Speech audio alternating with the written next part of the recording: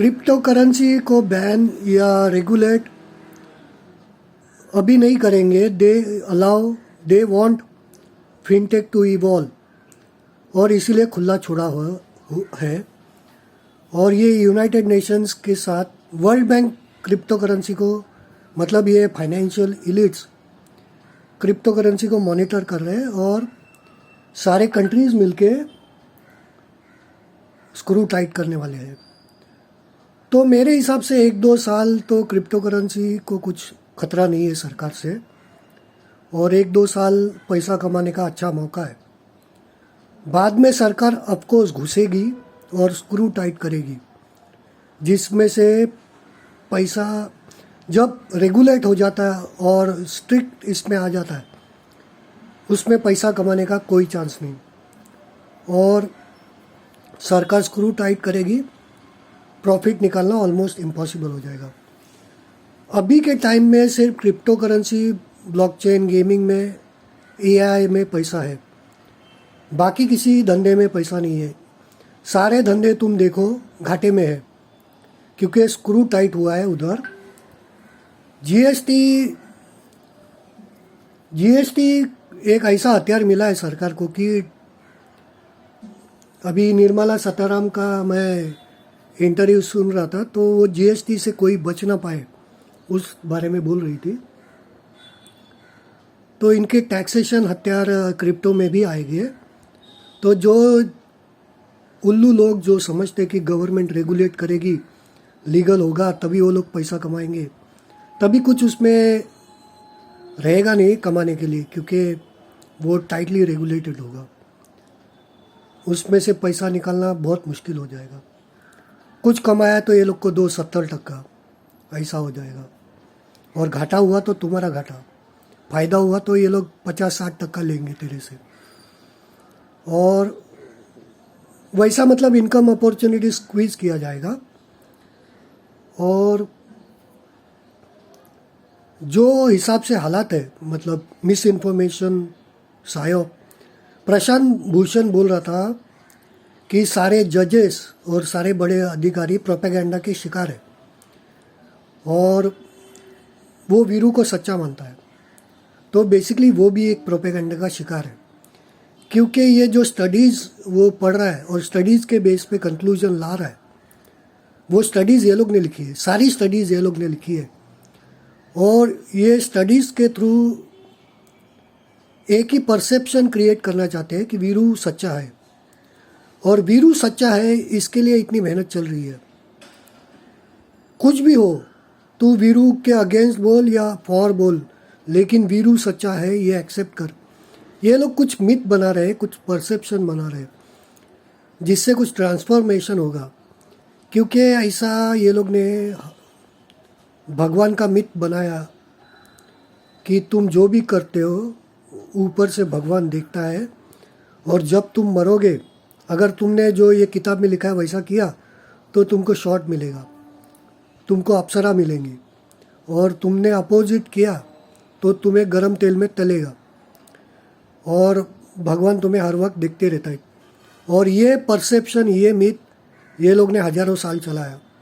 अभी ये लोग ट्रस्ट द साइंस बोल रहे हैं।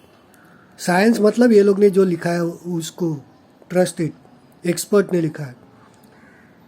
तो साइंस के बेस पे ये लोग कुछ मिथ क्रिएट कर रहे हैं वीरू का, और उसके बेस पे कुछ बिहेवियरल चेंजेस कर रहे हैं। मतलब जैसा भगवान के ऊपर से दिखता है, और ये किताब भगवान ने लिखा है, और इसमें जो किया है गाइडलाइंस, इसमें जो गाइडलाइंस दिया है वो फॉलो नहीं करेगा तो भगवान तेल में तलेगा, और फॉलो करेगा तो अप्सरा उधर बैठी है वो मिलेगा। और वैसा ही कुछ ये बिहेवियर कंट्रोल के लिए ये परसेप्शन और मिथ बना रहे हैं। तो उसके लिए इतनी मेहनत चालू है, और इनको है ना डर का माहौल कंटिन्यू रखने का है। अभी कुछ दिन पहले मीटिंग हुआ लॉकडाउन लगाने का, बाद में अभी मीटिंग हुआ लॉकडाउन नहीं लगाने का, स्कूल चालू करो, स्कूल बंद करो। तो ये कैसा है, ये जो बोलते हैं कि आदमी को हमेशा फियर स्टेट में रखने का, रेप्टिलियन स्टेट में, वो कॉन्शियसनेस से कनेक्ट ना हो पाए ऐसा कुछ, या भगवान गॉड कॉन्शियस से कनेक्ट ना हो पाए, इसलिए वो हमेशा सर्वाइवल के लिए डरा रहे। क्या बोलते हैं उसको, रेप्टिलियन मोड में रहे, हमेशा डरा हुआ रहे, सर्वाइवल एनिमल इंस्टिंक्ट में डालने के लिए ऐसा कंटिन्यूस कर रहे हैं। और ये दिख रहा है, सरकार खुद कंटिन्यूसली लोगों को डराने का पीछे चला है। लॉकडाउन का खेल और एक साया चलाया जा रहा है। तो इससे क्या होता है, सब लोग स्ट्रेस में आ जाते हैं कि अभी क्या करने का, धंधा तो चल नहीं रहा है, धंधे का घाटा है, और ये 20 दिन बंद किया तो उसका घाटा, आदमी लोग जो रखा है उसको घर पे भेजने का, रखने का। और इस केस में वो सर्वाइवल मोड में चला जाता है, रेप्टिलियन मोड में चला जाता है, क्योंकि वो अभी खुद को सुरक्षित नहीं महसूस कर पा रहा है, उसके खाने पीने के वादे हो सकते हैं, इसलिए वो डरा हुआ है। तो सरकार ये डरा रही है जानबूझ के, और ये कंसेप्ट सच लग रहा है कि रेप्टिलियन मोड में डाल के सर्वाइवल इंस्टिंक्ट, एनिमल इंस्टिंक्ट में मोड में आदमी ह्यूमैनिटी को ट्रांसफॉर्म करने का, ताकि वो हायर कॉन्शियसनेस से कनेक्ट ना हो पाए, ऐसा दिख रहा है क्लियरली। ये खेल चालू रहेगा जब तक ये सत्ता में बैठे, जो ये कर रहे उनको लोग नीचे नहीं लाते, तब तक ये चलते रहेगा, क्योंकि ये लोग को लाइसेंस मिल गया है खोल के मारने का। एक परसेप्शन जो ये लोग ने प्रोपेगेंडा चला के क्रिएट किया, वो परसेप्शन यूज़ करके अभी ये लोग किसी भी के भी खोल के मार सकते हैं। इनके टास्क फोर्स घूमते रहते हैं, कौन सा होटल चालू है, अरे तूने मेंटेन नहीं किया, तूने चड्डी नहीं पहना मुंह पे, तो ले फाइन। और इनके हाथ में काफ़ी बड़ा फाइन है, तो बड़ा फाइन लगाते, बाद में नेगोशिएट करके कुछ ना कुछ लेके जाते, 10-20 हज़ार। तो जो धंधा चलाता है उसके लिए परवड़ता नहीं हो, बार बार आके हरासमेंट चालू रहता है। तो ये बेसिकली एक वॉर अपॉन सिटीजन्स है, जेन्यून सिटीजन जो कुछ भी इलीगल काम नहीं करते, जो जेन्यूनली कमाते और टैक्स भरते हैं जेन्यूनली, क्योंकि वैसा भी टैक्सेशन पे स्क्रू टाइट है, तो ज़्यादा उसमें कुछ झोल नहीं कर सकते। तो जो जेन्यून सिटीजन्स है वो लोग का बिजनेस डिस्ट्रॉय किया जा रहा है, परेशान किया जा रहा है और कर्जे में डाला जा रहा है। और citizens are not willing to rise up, क्योंकि वो थोड़ा काम हो जाता है, फटका भी मिल सकता है। लेकिन ये तब तक चलेगा जब तक सिटीजन्स इसका अपोज नहीं करते। यूके में लोगों ने अपोज किया ज़्यादा क्वांटिटी में, थोड़ा देखा ये लोग ने, बाद में हटा दिया, लेकिन वापस लगाएंगे, क्योंकि ये लोग का काम ही है पब्लिक को परेशान करना। इधर सिर्फ 5-7 लाख लोग घेराव करे चाय वाले का, चाय वाला इधर से भाग जाए, उसका मंत्रिमंडल सारे पाकिस्तान में सेटल हो जाए, और ये जो नीति आयोग ये जो कर रहे हैं वो लोग सबका फट जाए, और सत्ता का टेक ओवर हो जाए कोई एआईएम में से, या जो कुछ सच में पब्लिक का वेलफेयर का सोचता है उससे, तो बात बदल जाएगी, सब कुछ चेंज हो जाएगा। अच्छे दिन आ जाएंगे, क्योंकि ये अच्छे दिन आने वाले हैं। वो एक एक्टर था जो वर्ल्ड बैंक ने सेट किया था, और वो कर क्या रहा है, वो वाजपेयी ने बोला था ना, राज धर्म निभाना चाहिए। गुजरात दंगा के टाइम में राजा का काम है सबको बचाना, सबका ख्याल रखना। वो ऐसा नहीं कर सकता है ये हिंदू है, ये मुस्लिम है, ये दलित है, ऐसा भेदभाव नहीं कर सकता है। तो वाजपेयी ने बोला था राज धर्म का पालन करे, तो राज धर्म का पालन तभी भी नहीं किया था, राज धर्म का पालन अभी भी नहीं कर रहा है। इसका काम है सिटीजन्स का वेलफेयर देखना, लेकिन ये वर्ल्ड बैंक का वेलफेयर देख रहा है, सेंट्रल बैंक्स का वेलफेयर देख रहा है, जो इसको डिक्टेट करते क्या करना है क्या नहीं, और ये सेम टू सेम इम्प्लीमेंट कर रहा है at the cost of citizens. और ये कब से चल रहा है, कोई विरोध नहीं। अभी तक लोगों को समझ में नहीं आया क्या चल रहा है, क्योंकि वैसा शायद बनाया भी गया है जैसा किसान बिल। किसान बिल एक बहुत ही किसान को डुबाने वाला बिल था, लेकिन पेश कैसा किया गया? Contract farming. कॉन्ट्रैक्ट फार्मिंग पहले से ही है, किसान किधर भी जाके बेच सकता है, ये पहले से ही है।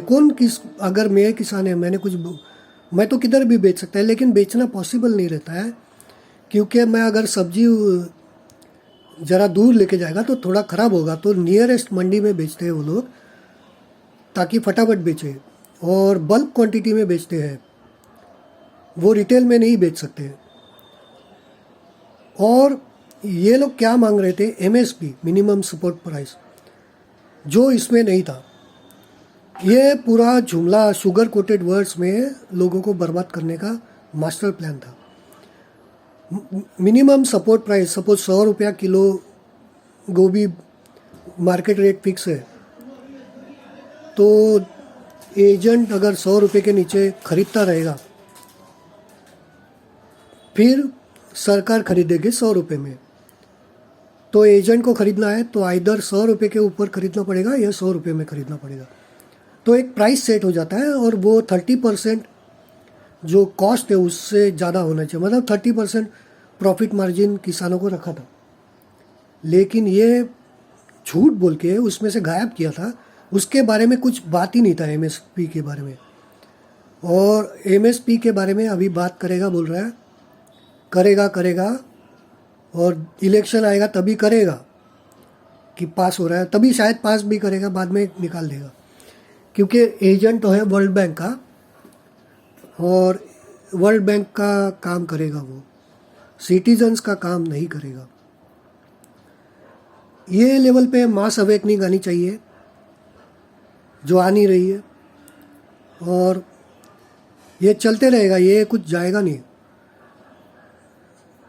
क्योंकि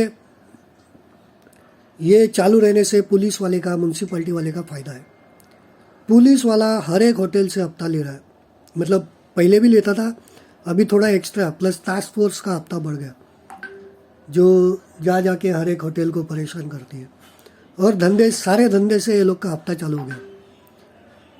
तो ये लोग कभी नहीं चाहेंगे कि कोरोना हटे, ये लोग चाहेंगे चालू रहे, क्योंकि ये लोग के हाथ में पावर आ गया काफ़ी सारा, ये लोग किसी को भी अंदर डाल सकते हैं, सेक्शन लगा के रखे हैं, प्लस पैसा भी मिल रहा है, तो इनका प्रॉफिट चालू है। और ये सरकार का टोचन से प्रॉफिट चालू है, उधर से कमीशन आ रहा है फार्मा कंपनीज का, लॉकडाउन लगाने का पैसा आ रहा है, केसेस दिखाने का पैसा आ रहा है, तो ये लोग सबका फ़ायदा हो रहा है, नुकसान हो रहा है अपना।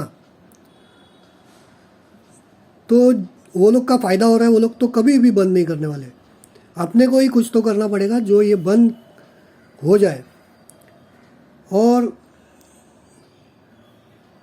ये लोग क्रिप्टो करेंसी में थोड़ा लेट आ जाए, मतलब सरकार, तब तक अपन ज़्यादा पैसा कमा सकते, क्योंकि एक बार सरकार घुस गई इसमें, और UN सारे सरकार ने, बेसिकली वर्ल्ड बैंक ने, सारे कंट्रीज़ मिलके कुछ स्क्रू टाइट करेंगे क्रिप्टो करेंसी का, तो तुम किधर जाओगे? किधर भी नहीं जा सकते, अटक गए।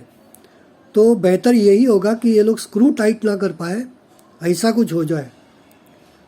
जो हिसाब से अभी ऐसा लग रहा है कि United Nations world bank is in full control of all the countries, तो स्क्रू टाइट करना आसान है। ये लोग सिर्फ एक गाइडलाइंस बनाएंगे और सारे सरकारें फॉलो करेगी, तो तुम जाओगे किधर? अटक गए। तो ये एक दिक्कत है, और इसका किसी के पास सोल्यूशन नहीं, क्योंकि अपने हाथ में कुछ नहीं है, ये लोग के हाथ में है। और ये लोग ने अगर स्क्रू टाइट किए तो पैसा कमाने ऑलमोस्ट इम्पॉसिबल है, मतलब कुछ भी करने नहीं देंगे।